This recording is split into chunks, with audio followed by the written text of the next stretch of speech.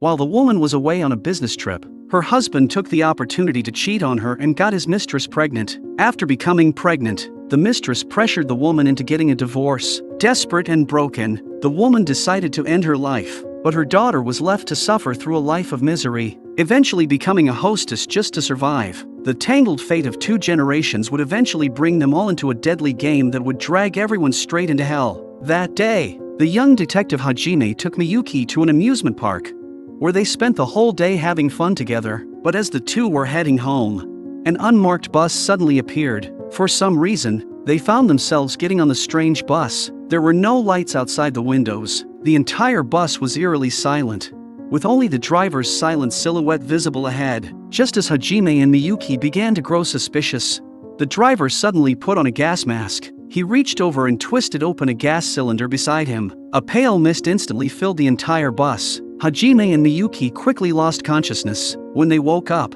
they found themselves inside a strange, sealed room. Besides the two of them, there were 3 other men and 3 women. Everyone was wearing strangely shaped pirate masks, and all of them shared the same look of fear and confusion. No one knew why they had been brought there, and no one knew what awaited them. Suddenly, the television in the room turned on by itself. A man appeared on the screen and introduced himself as the game master. He announced that everyone had been kidnapped. If they wanted to escape, they would have to solve every puzzle he had prepared. Whenever someone answered a puzzle correctly, they would receive a password. That password could be used to unlock the door. However, once someone escaped, the lock would reset. Each password could only be used by one person. The game master then announced the rules of the game. All the puzzles had to be answered within 5 minutes. Whoever solved the puzzle first would have the right to leave first. Once the time limit expired, the entire room would explode. There was also one strict rule: no one was allowed to speak or interact with anyone else during the game.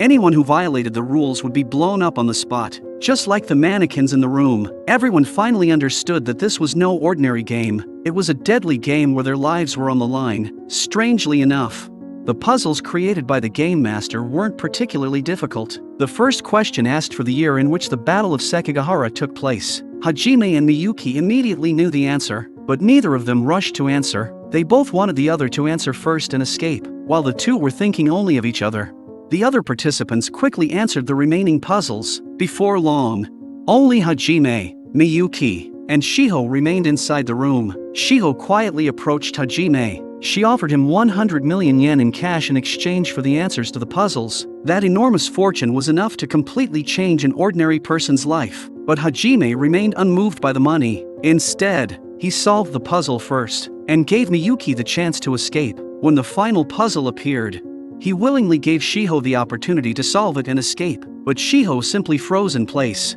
as if something was troubling her. With the room about to explode, Hajime immediately pulled Shiho toward the door and entered the password for her. Hajime intended to let Shiho escape first, but to his surprise, Shiho suddenly pushed Hajime out of the room. She then quickly shut the door, locking herself inside. The next second, the room exploded. Everyone immediately broke down the door to see what had happened. The horrific scene inside sent chills down their spines. The victim, Shiho, was Shoma's biological mother and the president of a clothing factory. The 4 remaining survivors all had different backgrounds. Hoju was a veteran game designer, Koju was a hostess, Jun was a bartender, and Mika was the owner of the bar where Koju and Jun worked. After everyone briefly introduced themselves, the game master's voice echoed through the room again. The second deadly game officially began. The game master announced the rules. Hidden inside each mask on the wall was a key to escape. Each key was connected to a 9-ring puzzle, and only those who successfully solved the puzzle could retrieve the key and escape.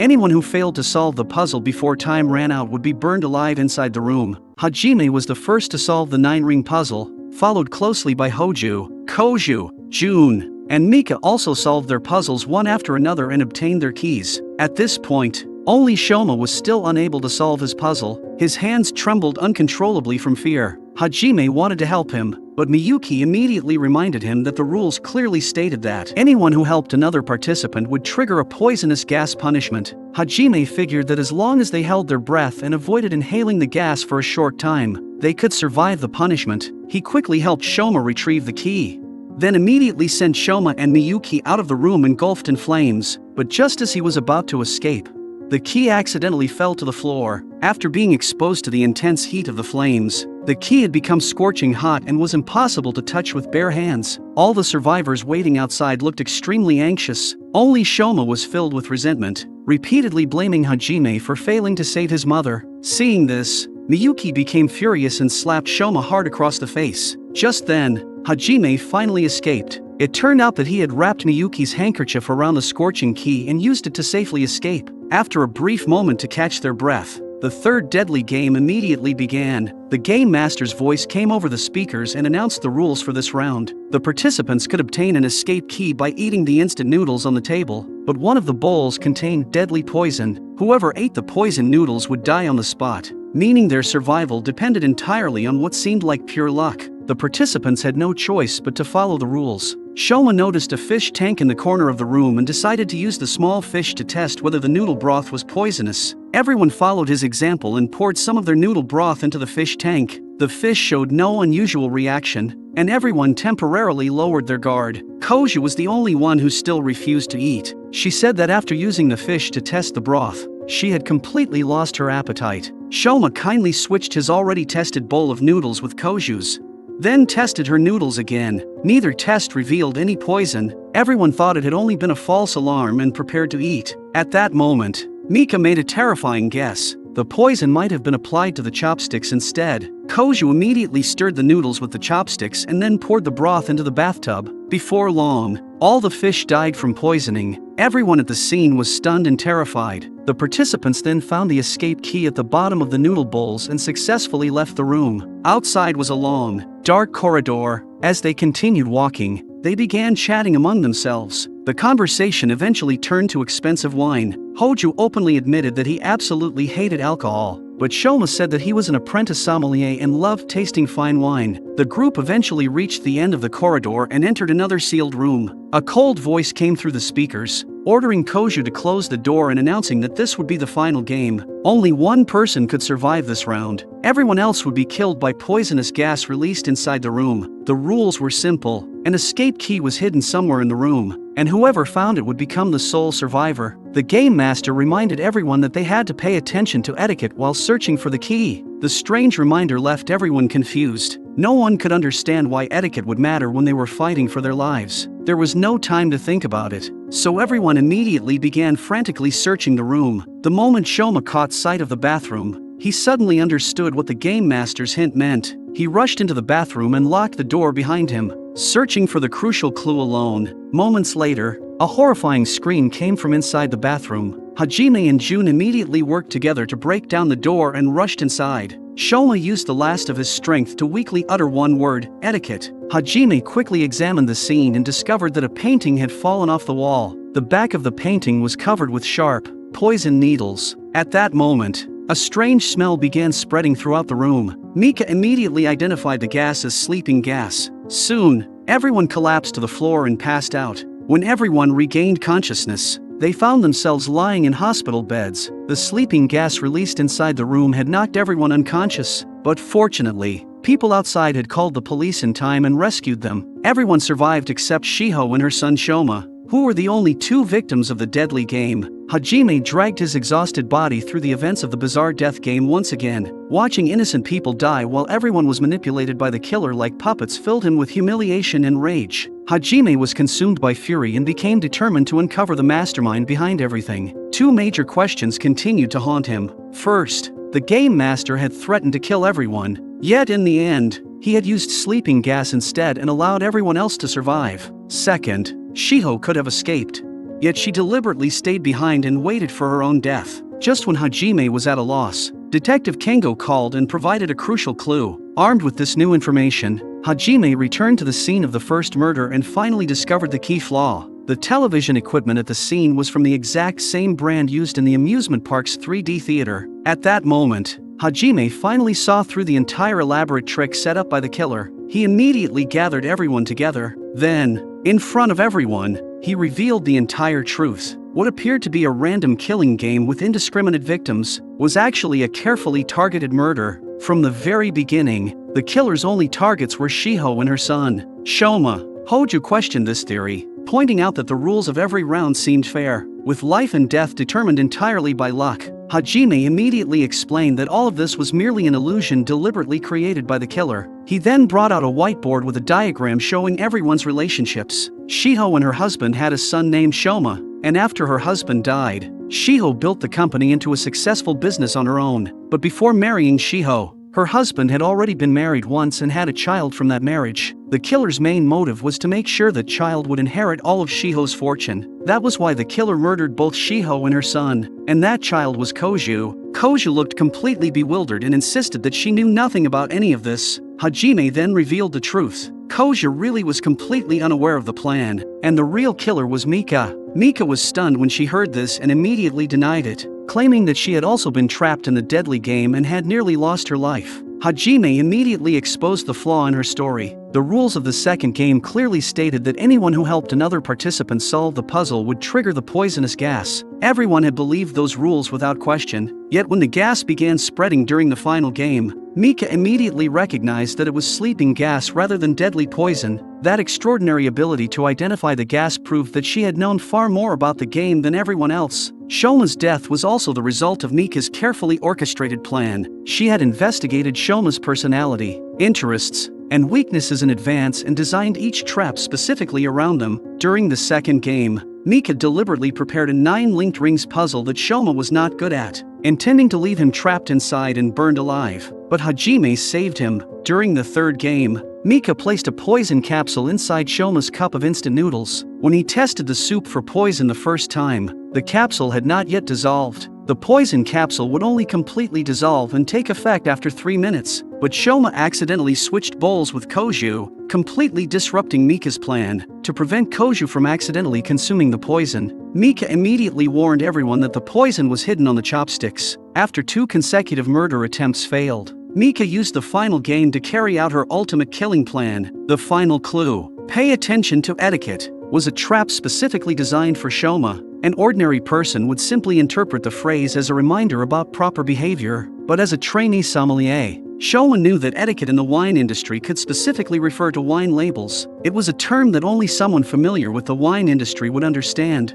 and among everyone present, Shoma was the only one who knew about wine. When he saw the wine label clue in the bathroom, he thought he had figured out the puzzle, but in reality, everything had been a deadly trap carefully designed by Mika specifically for him. Even after Hajime laid out the entire chain of reasoning, Mika still refused to confess. She raised one final question: if the first puzzle was so simple, why couldn't Shiho solve it and end up dying in the first round?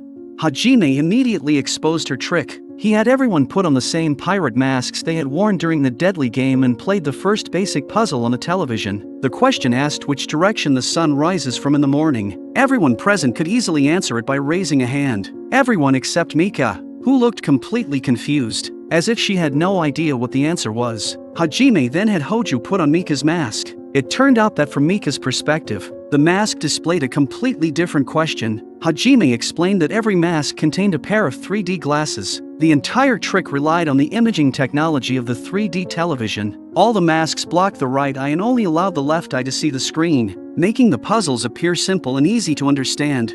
But the 3D glasses inside Shiho's mask had been deliberately installed upside down and rotated 180 degrees by the killer, so she could only see the image intended for the right eye. What appeared on her screen was an impossibly difficult puzzle that was far beyond the level of the others. The killer deliberately created 2 completely different levels of difficulty, exploiting the difference in what each person could see to create the illusion of a fair game. Even though Shiho was highly educated, there was no way she could solve a custom-made puzzle that was far beyond ordinary human comprehension. That was the core trick the killer used to disguise a targeted murder as a random deadly game. After explaining everything, Hajime looked at Mika with a serious expression and said one name, Sanai. It turned out that Mika's real name was Sanai, and she was Koju's biological mother. Koju was completely stunned because her mother had supposedly died by suicide many years ago, and her mother had looked nothing like Mika. With the truth finally exposed, Mika dropped her disguise and calmly confessed to all the murders. With a weary and despairing expression, she began telling everyone about her tragic life. When Sanai was young,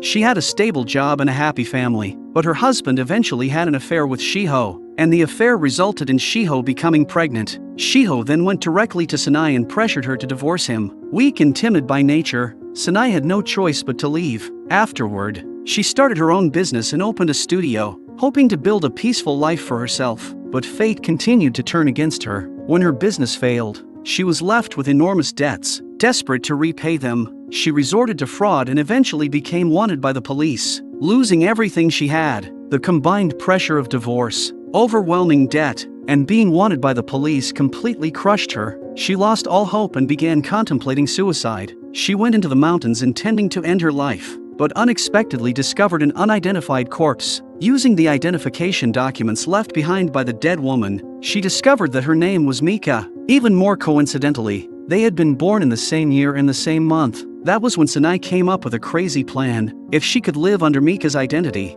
all of her debts and shameful past would disappear. So she decisively underwent plastic surgery and transformed herself to look like Mika. She then began a completely new life. After years of hard work, Sanai successfully built a bar of her own. Only then did her life finally become stable. Until one day, her biological daughter Koju came to the bar to apply for a job as a hostess. Seeing her daughter again completely shattered Sanai. She learned that Koju had inherited all of her old debts and had also been deceived by others, leaving her struggling to survive. With nowhere else to turn, Koju was forced to work as a hostess just to make ends meet. Koju loved solving 9 linked rings puzzles and often said that life was like a tangled puzzle that seemed impossible to unravel. When she talked about her mother, who had died young, Koju remained surprisingly understanding. She understood the pain and helplessness that could drive someone to take their own life. Her daughter's kindness and understanding only deepened Sanai's guilt and resentment. When she saw that Shiho, the woman who had destroyed her life,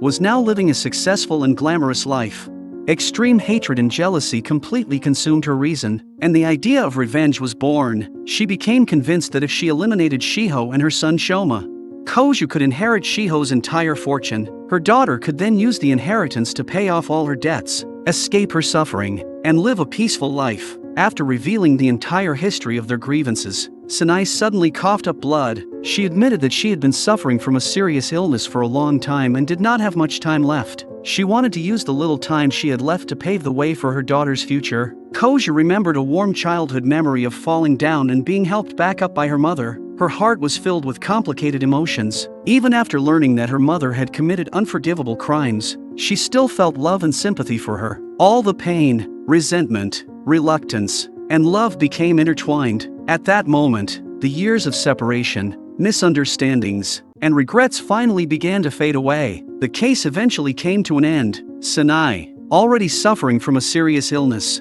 passed away not long after her crimes were exposed. Hajime went to the cemetery and placed flowers on the killer's grave, bidding farewell to this tragic story of love, hatred, and resentment. Having been given a chance at a new life, Koju made an important decision. She donated the entire inheritance she received to an orphanage. She decided to repay all her debts through her own efforts, refusing to rely on the inheritance or remain trapped by hatred. Jun had always secretly loved the kind and gentle Koju, but he had never found the courage to confess his feelings. After surviving this deadly ordeal together, the two finally became a couple.